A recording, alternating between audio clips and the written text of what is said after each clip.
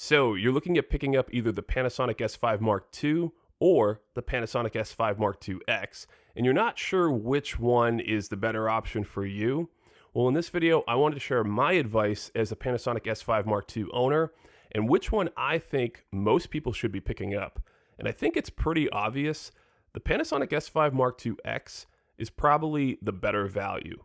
Now, I know it's $200 more, and even if you're somebody that's not looking at recording ProRes RAW or Blackmagic RAW externally, I think the other features in that camera make the $200 price difference really not that big of a deal. I mean, I think the fact that you can record live streams, it has the IP streaming feature included in that camera, so you can actually do wireless live streaming as long as you're connected to Wi-Fi or you use your phone as sort of like a network hotspot or something of that nature.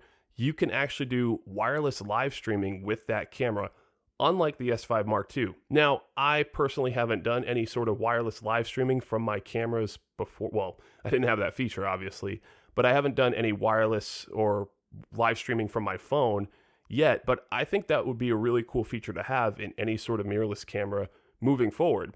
And I think that for, an extra $200, that feature in and of itself might be worth it alone. It also has the external SSD recording. Now, I know this feature is really geared for the all-intra recording modes or ProRes internally from the camera.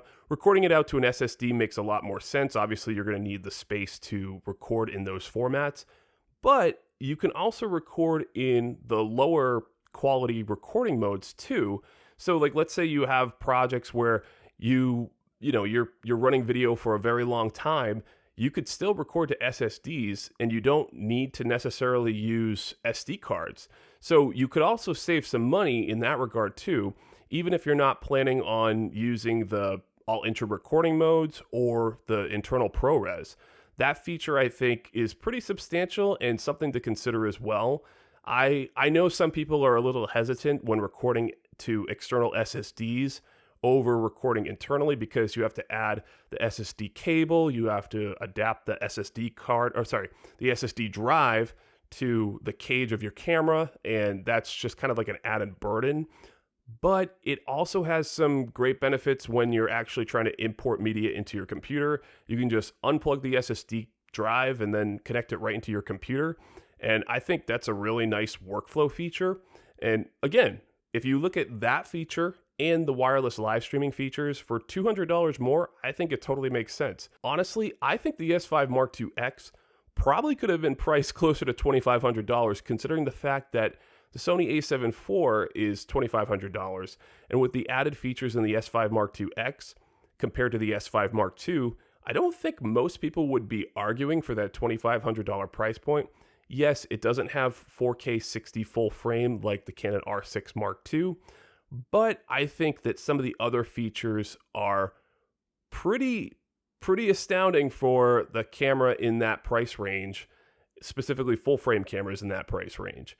So think about that when picking up one of these two cameras. Now, if you can get the S5 Mark II at a little bit of a cheaper price, like let's say you find one open box for $1,800 and you don't have to pay taxes, I mean, that might be worthwhile. I mean, you probably still have to pay taxes on that, but still, I would say that the S5 Mark II-X is definitely the better value. The S5 Mark II is a phenomenal camera, don't get me wrong. Now, it's not a big difference. I mean, they are basically the same camera. The X is just kind of the deluxe edition, but it does give you quite a few options when you're, recording video and some additional features that I think are really compelling.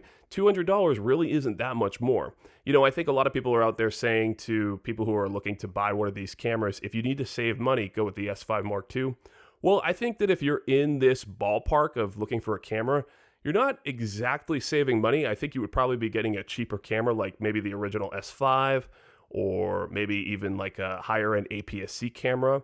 So the $200 added cost I think is worth it, especially considering the fact that if you don't have any memory to record on, like let's say you don't have any UHS-2 cards for the 4K video files or the 6K video files, you're probably going to save some money too by just going with the SSDs, because you can get an SSD for like $100, $150 for 1 terabyte drive. And that in and of itself, if you compare the price point between the S5 Mark IIX, the S5 Mark II, and what you'll save by purchasing the terabyte SSD or 2 terabyte SSD versus having to go out and get the equivalent of storage on a UHS 2 card, I think it's kind of a wash at that point. I mean, your mileage may vary depending on what you're getting or what combination of storage you're getting. But yeah, I think the S5 Mark IIX is the obvious choice. I would definitely recommend that over the S5 Mark II. But again, like I said, if you could find a good deal on an S5 Mark II, I wouldn't neglect it either. So there's that to consider too. The S5 Mark II is phenomenal. I've had it for the past couple of months. I don't regret my purchase so far. I mean, I'm it's not the perfect camera. There's no such thing as a perfect camera, but it's definitely capable for what I needed to do. And yeah, I really like it.